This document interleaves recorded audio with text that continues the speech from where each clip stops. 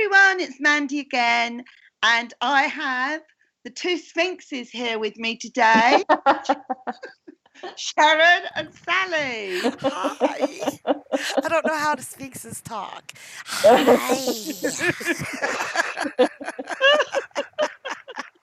So there's a clue. There is a clue. And the other character in this card would be me, which is probably the most attractive character in the whole of the tarot. You are quite beautiful. So Indeed. you don't have to rub it in. No. So yeah, the Chariot. So take it away, Sharon. Okay, Just now. fill your heart with warmth.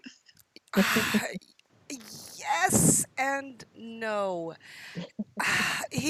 Oh my God, he's got so much to say at once that Yes. out of context, I'm going to have a hard time sounding coherent. So bear with me. Go on. Okay. Yeah. Now, one of the first things I learned about him, and this is a very popular traditional meaning, but is that he had no reins, that he just had complete control, like a psychic bond with those two sphinxes. They just knew which way to go. But there's an absolute opposite traditional meaning that it's saying the black and the white sphinx are looking in separate directions, so that he has no control because they're just going off whatever way they want. I prefer to stick with that he has the control because they are two separate beasts. They are a duality, but he doesn't even need the reins. He can get them to go where where he wants them to. So I'm just not a fan of that second one, unless of course he's in reverse. But upright, I see him as having the control and not through what's that word? Help me out, Sally. Like being a bully to them. Right. Not through bullying or pushing around, but through, hey, let's do Not just this. being cruel to them. Yeah. Right. Yeah, they've got that link and he's got complete control, but he also doesn't have such tight control that they're not allowed to look in their opposite directions. So I love him. And then he just screams duality to me. I know he's supposed to represent the sun, but if you look at his shoulder pads, that's tragedy and comedy. The moons, they're moons. One's smiling, one's frowning. Yeah. Yeah. Also, what would you say that is then? Mercury? Oh God, yeah. Swift Gemini. movement. Yeah. Yeah, definitely Gemini in my brain. Yeah, I would have seen him as Gemini. Having that choice, those options, that open-mindedness, yeah. And he does like to find stuff out. I think Dusty represented him or referred to as the field general Right. to the Yeah, emperor. I've heard him say that, yeah. Yeah, he's the one that gets the stuff done.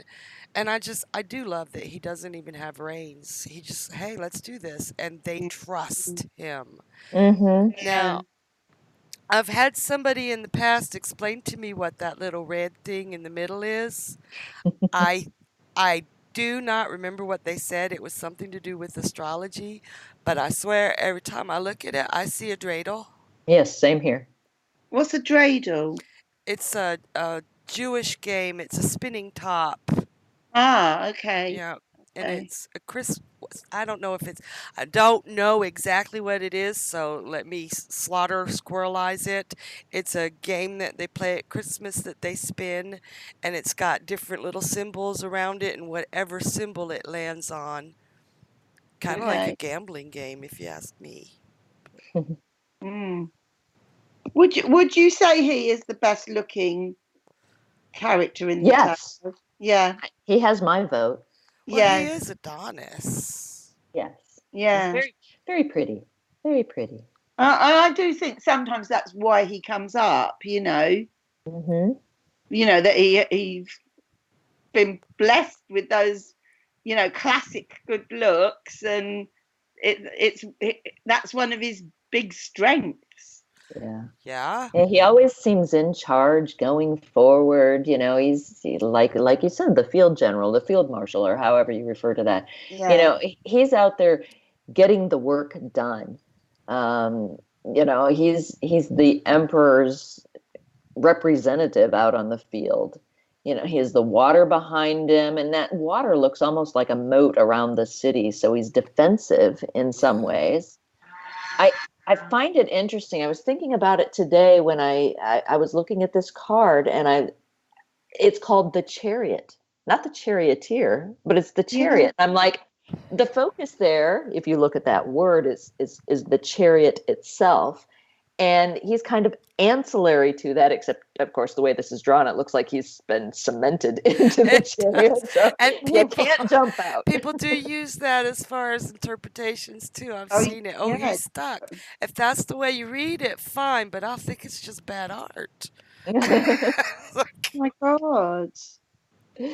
Yeah, so and he's become one with the chariot. I don't know. You could look at it that I way. like that. But he's definitely a man on a mission, Oh yeah. and he's I kind of like feel he will accomplish his mission. I think he's on his way, and I'm kind of like, I'm looking at him, and I just think he looks like he's going to succeed with whatever it is he's off to do. The journey has begun. Mhm. Now, wasn't it Adonis whose job was to ride his chariot to light the sun every morning? Apollo was the sun god. Apollo. Why did I say Adonis? Apollo, the Because he's sun god. beautiful. Yeah.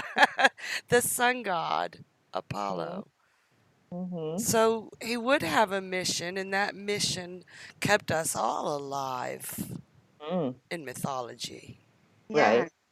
Yeah, I think it's a very strong energy. I think it's a really strong, positive presence. And if I was doing a reading and somebody felt off track or something, and this card came up, I would just say, oh no, I'd feel very hopeful for them that they were going to get back on track and start moving forward again. Obviously depending on the question and the position. Right. I definitely see this as positive in the upright position. Yeah, and reversed, it's like a train wreck. Yeah. Whatever you had is getting derailed. Yeah, that's a Yeah. good way to put that. Or just not going anywhere. Or maybe it is those two sphinxes, like it's just you're being pulled in two different directions and you can't handle it. Mm-hmm. Sometimes I can see it as just go out and drive for a while, or Yeah. car, get a car. Yes. Yeah. Yeah. Right side up, put it in capable hands. Reversed, you've entrusted it to the wrong person. Yeah. Oh. I sometimes see it as a sort of four-poster bed. Oh I yeah. never saw that. With him in it? Okay. No. Yeah. Sign me Sorry. up, Sharon. Yeah, right. So let's say with him trapped in it. You ain't going nowhere, boy. You're not going anywhere, mate. Holy smokes. Do you ever read about the buildings behind him? Yeah, definitely. Especially if I'm looking at a location reading, to me that's the city. That's where he is. I mean, it's not as much as what am I thinking of? The Four of Coins. Right. Yeah. Yeah, that city jumps out at you. Yeah, this is an entire community, though. It's like I said, there's a wall around it. I see a moat around it. It feels more insular to me. Maybe if I were traveling, I would be going to one of the castles or something like that. Neuschwanstein. Do you think? Yeah. Because it's behind him, would you say it's someone? I might read it as kind of it's time to sort of leave your city and sort of move on to. I like that else. interpretation. Yeah. I like that a lot. Mm-hmm. I like it as a gated community too. Oh, that's nice. Yeah. Yeah. And maybe I might even read it as like, go and get some hair extensions. or I like it. an uplift. Yeah. I would swipe right on him. And out of all the court card, as you were, wow, I'm awake. I swear to God, all the majors, he actually looks like he could break into a smile with us. Yes. Now, the world I is like that. smiling, but he Yeah, does I look like like that. he's on the verge of a smile. Yes. He's Mm-hmm. tough, but he's also sweet. Mm-hmm. I think he's been waiting for this moment to get in his chariot and go off and do whatever it is he's going to do. And the day has arrived and he's raring to go. And his Sphinx is just sitting there like, Yeah. what? No. Yeah. Again. Yeah, they don't look anxious to move at all. No, we like him. Yeah, we do. Yes. Any other comments? Not at this moment. No, not at the moment. Nothing is jumping out at me. No. Well, on that note, thank you very much, everyone, for listening. And any other comments on the Chariot, please do message us or leave a comment. And see you all next time. Bye, Mandy. Bye, Mandy. Bye. Thanks.